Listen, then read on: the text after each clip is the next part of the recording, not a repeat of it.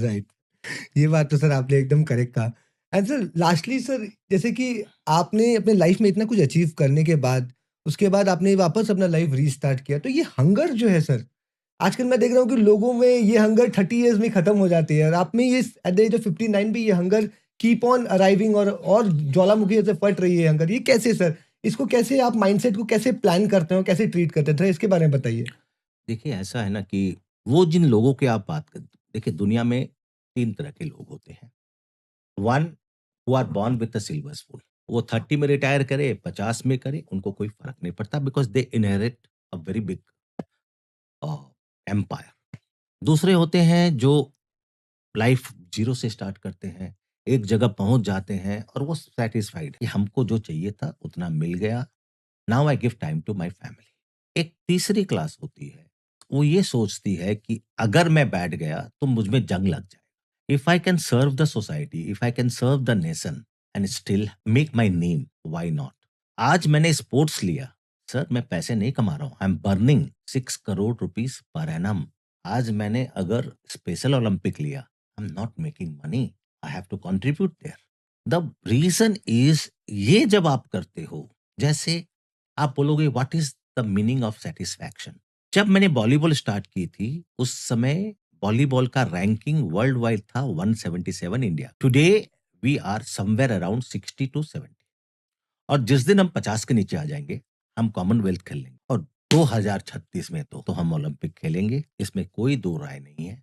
जब देश के लिए कुछ कर गुजरने की आप में भावना आती है, मोदी जी का नया स्लोगन आत्मनिर्भर भारत, मैं समझता हूं आत्मनिर्भर भारत खेल में भी होना चाहिए और किसी को तो शुरुआत करनी है।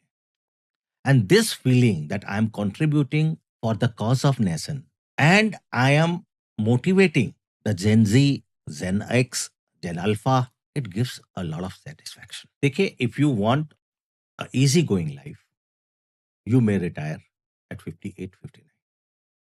But if you really want a flashy life, a life which is more meaningful, then you have to work until your system, your body allows.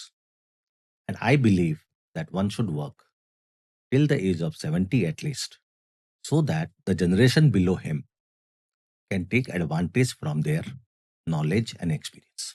Sir, जैसे मैंने आपके ना काफ़ी अदर इंटरव्यूज़ भी देखे हैं और काफ़ी शोज़ भी देखे हैं, उसके अंदर आप काफ़ी चीज़ों के बारे में, हर इंडस्ट्रीज़ के बारे में आप जैसे कि मैंने देखा है कि आप माइंड कोच भी करते हैं, आप लोगों को बिज़नेस ग्रो करने के लिए भी उनको आइडियाज़ देते हैं, और अभी आपने काफ़ी एक इंश्योरेंस के ऊपर आपने काफ़ी अच्छा अपना एक स्पीच और अपना एक पूरा व्यूज़ दिया था। तो उसके बारे में सर थोड़ा हमें बताइए कि उस चीज़ को आप किस तरीके से लोगों तक पहुँचाना चाहते हैं बात को?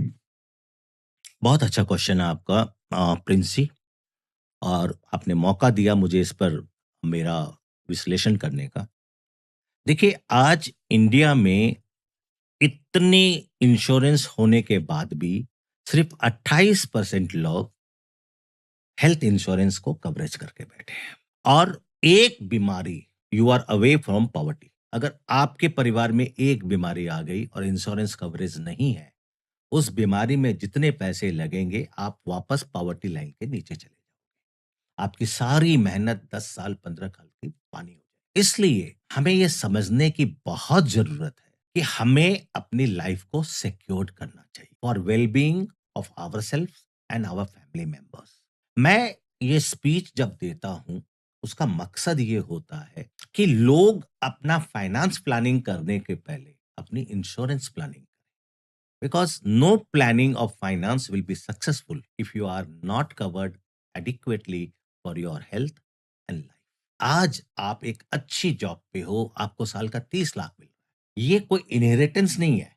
आप खत्म, जॉब खत्म, इनकम खत्म। लेकिन अगर आपने अपनी जॉब का 20 गुने का टर्म इंश्योरेंस कर लिया, which will cost you not more than 35,000 at your age, पर है ना, 3,000 रुपया महीना, तो आपकी फैमिली को आप ये मान के चलिए 6 करोड़ रुपए मिले, जिसमें आपके बच्चों की एजुकेशन, उनकी शादी अच्छे से हो जाए। वरना उनकी लाइफ कैसी सेटल्ड होगी, यू कैन नॉट इवन।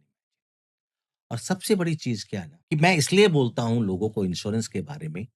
पहले तो क्या था कि इनकम टैक्स में एटीसी क्लॉज था, तो लोग ईयर एंड में जबरदस्ती इंश्योरेंस, पीएफ वगैरह ले लेते थे। लेकिन जैसे-जैसे गवर्नमेंट ने न्यू सिस्टम पर लोगों को ट्रांसफर करना शुरू किया, ऑप्शन दिया, मैं देख रहा हूँ लोग सेविंग ही नहीं कर रहे। और मजे की बात क्या है मालूम है? जिनके पास टू व्हीलर है, थ्री व्हीलर है, फोर व्हीलर है, उसका उन्होंने बम्पर टू बम्पर इंश्योरेंस कर रखा है। अपनी जिंदगी का वो समझते हैं वो इमॉर्टल है। अरे भाई, तुम्हारा स्कूटर 1.5 लाख का होगा, तुम्हारी गाड़ी 5 लाख की होगी, 7 लाख की होगी, तुम्हारी एक आंख की कीमत 20 लाख है, तुम्हारी एक लीवर, आधी लीवर काट के दोगे, 65 लाख कीमत है उसकी। तो अपनी बॉडी को सबसे पहले इंश्योर करो। और सबसे बड़ी बात है, तुम्हारी जो ग्रोथ हो रही है वो 8% से हो रही है। इंश्योरेंस का जो खर्चा बढ़ रहा है वो 16% से बढ़ रहा है। यानी कि आज जो बाईपास 4.5 लाख में हो रहा है, 5 साल बाद, 4.5 साल बाद exactly will cost you 9 lakhs। और आपकी इनकम अगर आज 25,000 है, तो जितना इन्फ्लेशन है उतनी इनकम बढ़ रही है, तो आपके पास कुछ बच नहीं रहा है। इनफैक्ट आपकी लाइफस्टाइल डाउन होती जा रही है। तो अगर आप अपनी प्रायोरिटी में अपनी इंश्योरेंस को नहीं रखो, अपनी, अपने बच्चों, अपनी फैमिली की हेल्थ इंश्योरेंस, तो you are taking too big risk. और इसको ओवर कॉन्फिडेंस नहीं बोलते, इसको बोलते हैं fatal mistakes in life which are unrecoverable. आज अगर आपने 30 साल की उम्र में इंश्योरेंस लिया, आपका प्रीमियम अलग होता है। आप 60 साल की उम्र में प्री लोगे। अब तो गवर्नमेंट ने बोल दिया कि किसी भी उम्र में लेना पड़ेगा, नहीं तो पहले तो इंश्योरेंस कंपनी देती ही नहीं थी। और प्रीमियम इतना होता था कि आदमी सोचता था इससे सस्ता तो मेरे को इलाज हो जाएगा, बट फैक्ट वो नहीं है। आज हॉस्पिटल एक्सपेंसेस क्योंकि इंडिया में इतने सस्ते हैं कि पूरी दुनिया से स्पोर्ट्स हेल्थ टूरिज्म के लिए लोग आने लग गए। आज 38% टूरिज्म जो इंडिया को हो रहा है, it is because of health industry. तो मैं ये समझता हूँ कि मुझे लोगों को लाइफ कोचिंग देना या उनको मोटिवेट करने से ज्यादा जरूरी है उन्हें इस बात का एहसास कराना कि तुम्हारी जिंदगी में तुम्हारी हेल्थ इंश्योरेंस कितनी इंपॉर्टेंट है। और इसका मैं आपको लाइफ एग्जांपल देता हूँ। 5 साल पहले मुझे अचानक पता चला कि मेरे गले में गॉइटर हो गया और अधिकतर डॉक्टर ने बोला ये कैंसर है। रिपोर्ट्स 50% बोल रही थी कैंसर है, 50% बोल रही थी नहीं। मैंने रिस्क नहीं लिया, मैंने 7वें दिन ही सुल्तान प्रधान से अपना ऑपरेशन करवाया। तकदीर मेरे साथ थी, मेरे को कैंसर। लेकिन जब मैं इलाज के लिए जा रहा था, तब मेरे पास हेल्थ इंश्योरेंस जो ली हुई थी सिर्फ 4 महीना पुरानी थी और मेरी लाइफ सिर्फ 5 लाख का। उस एक इंसिडेंस ने मुझे इतना अच्छा सिखाया। आज मेरी फैमिली का हर मेंबर 6 करोड़ रुपए कवर है हेल्थ, और हमारी family as a whole 135 crore रुपया कवर कर रखा ना हमने अपनी लाइफ। तो भाई, जिंदगी के महत्व को समझो। अपनी जिंदगी अपने लिए है ये तो मालूम है तुम्हें, लेकिन तुम्हारी जिंदगी तुमसे ज्यादा जरूरत है तुम्हारी फैमिली को। If you are only bread earner for the family, या आप बीवी बच्चा और वाइफ और आप मिलके स्पाउस और वाइफ मिलके अगर कर रहे हैं, तो वो जो गैप क्रिएट होगा एक आदमी के नहीं रहने से, एक अच्छा खासा परिवार बिखर जाए। तो मैं सोचता हूं कि अगर मेरे स्पीच से उस महफिल में एक आदमी ने भी इंश्योरेंस ले लिया, तो कम से कम एक आदमी को तो मैंने वापस बीपीएल में जाने से बचा लिया। 100% सर। सर, आपकी ये जो इंश्योरेंस के बारे में आपने बताया और इतने अच्छे ढंग से जो समझाया with your life example, I believe ये वीडियो जो भी देख रहा होगा, वो अपने फैमिली के लिए, अपने बूढ़े माता-पिता के लिए और अपने खुद के लिए इंश्योरेंस ज़रूर करा के रखेगा, क्योंकि उसका इम्पोर्टेंस और उसका दोनों चीज़ आपने ज़रूर अभी इस पूरा वीडियो के अंदर में बताया।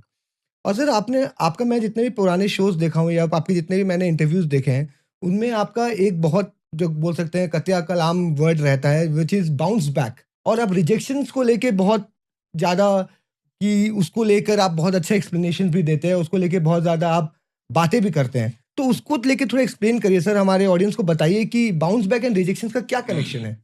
लाइफ में कोई भी चीज इजीली नहीं आती। आप जो प्रोजेक्ट करते हो, अगर सब कुछ वैसे होने लग गया तो पूरी जिंदगी में सब आदमी पैसे वाले ही रहेंगे ना। See, to start a entrepreneur journey और a journey as a serviceman, you project certain things for your life. But जरूरी नहीं है कि आपने जो सोचा लाइफ आपको प्लेट में वैसे ही मिलेगी। And there are anti forces working against you, and sometime government rules, government policies overnight can make your business scrap. जैसे कि मैं आपको एग्जांपल दूं, कोडाक फिल्म, एक जमाने में कोडाक पूरी वर्ल्ड को कंट्रोल करता था।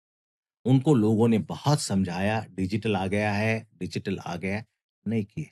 जिस आदमी की मोनोपोली थी, उस आदमी की कंपनी 2 कौड़ी की हो। एक टाइम पे नोकिया 53% मार्केट शेयर ओन करता था, जो कि आज तक एप्पल ने भी नहीं किया, सैमसंग ने भी नहीं किया। उसने स्मार्टफ़ोन नहीं लाया।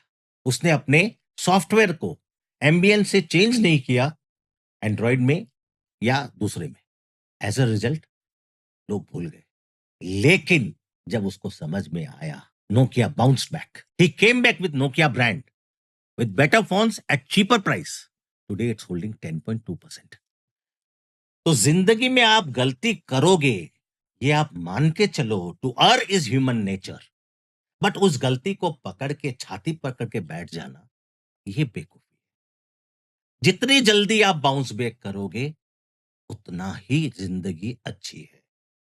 अगर आप एक रोलर कोस्टर पे अगर बॉल फेंकोगे और एक प्लेन सतह पे बॉल फेंकोगे और दोनों की लेंथ बराबर है और आप सोचोगे ये तो ऊपर नीचे हो रहा है, ये तो जाएगा ही नहीं। The momentum it takes while dropping down helps it to incline further. Elevation. Elevation में हेल्प करता है। तो अगर आपने बाउंस बैक की, आप यहां तक गिरे तो आप यहां तक उठिए, यहां तक फिर गिरे, यहां तक उठिए। Keep doing. The message is keep doing. और आप अगर छोड़ के भाग गए, वो जो कहते हैं घबरा के हम मर जाएंगे, वो जो कहते हैं घबरा के हम मर जाएंगे, अगर मर के भी चैन नहीं आया तो कहां जाएंगे?